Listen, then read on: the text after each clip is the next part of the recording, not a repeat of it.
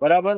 હું એક જ સરકારને એક જ સવાલ કરવા માંગુ છું કે યુએન મહેતા જેવી હોસ્પિટલોમાં પેશન્ટ એડમિટ હોય છે તો એને આયુષ્યમાન કાર્ડ કે પીએમજેવાય ની કોઈ પણ યોજના માટે 3 દિવસ 4 દિવસ 5 દિવસ લાગતા હોય છે. અહીંયા ઇમરજન્સીમાં કેવી રીતે એ લોકોને એપ્રુવલ આપી દીધી? બીજું, કેમ્પમાં ગણીને એવા જ માણસો કેમ ભેગા કરે કે જેનું આયુષ્યમાન કાર્ડ કે પીએમજેવાયમાં નામ ચાલતું હોય? એનો મતલબ એ કે આ લોકોનું ઉપરથી નીચે સુધી ગવર્મેન્ટ સાથે સેટિંગ છે.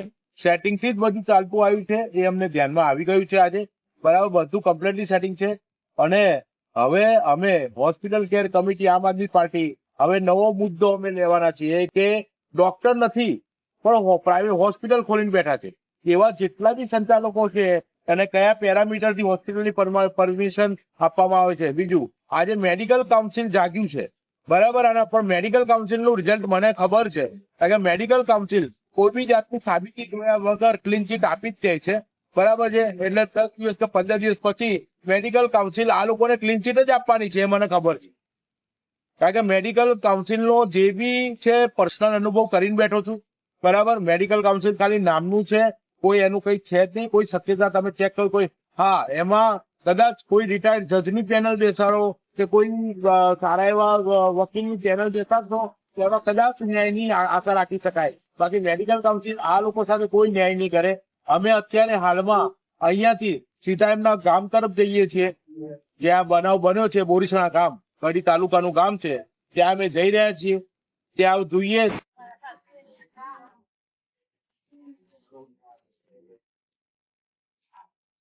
છોકરો 7 વાગે મારા જોડે આવ્યો, નોકરી કરે છે, સાયકલ લઈને નોકરી જાય છે. અને કે ગામમાં કેમ છે કે તમારે જવું ને? મેં ના ભાઈ મારે જોવાય ને. અહીંથી 7 વાગ્યાની વાત નો જો રાતે 9 વાગે અમદાવાદથી મારો એક છોકરો કરી દે છે. એના પર ફોન આવ્યો કે તમારો છોકરો નામ મહેશ કે એ સિરિયસ છે. રાતે ગાડી લઈને બધા તો જતા તો ખલાસ થઈ ગયેલો. કેટલી ઉંમર હતી ભાઈ? 41 વર્ષ. શું બતાવ્યું કરે બાબા ત્યાં કારણ શું બતાવ્યું કે તો હું તો નળી બ્લોક થઈ ગઈ કે છે તે કઈ એના જીવનમાં એને તાવની ગોળી ખાધી નહીં. સાયકલ બધે ફરતો તો કડીમાં બધે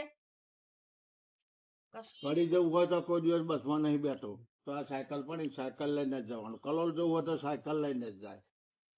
કદી જીવનમાં એને ગોળી નથી ખાધેલી. આ તો અમે 5-6 વાગ્યા મળ્યા, હજુ ઘેર જેમ ના આવ્યો મારી નોકરીથી. અમે તો મીન ચોક જોયું છે ભાઈ, બંધો નહીં. આ તો રાતે ફોન 9 વાગે મારા છોકરાને તો કડી આવ્યો. ગામના 19 માણસો લઈ ગયો લઈ લે બીજું લેતી લેવું છે પાણી. ગામની 19 વ્યક્તિઓ સાહેબ તો લઈ ગયા હતા. એમાંથી આવો બધું ત્યારે માણસો અમે એવું બધું કશું જ નહીં. એક દાન તો બધું થઈ ગયું. સવારે જાય ને વાજે તો આવું સામાન્ય આપણું ઓપરેશન પથરીનું તો આગલા દાવ કે ભાઈ જમીન તાલુકામાં 4 ગામમાં છે એવું કે 4 ગામમાં આવું થયેલું આના પહેલા, પણ કોઈ કઈ કાર્યવાહી થયેલી નહીં.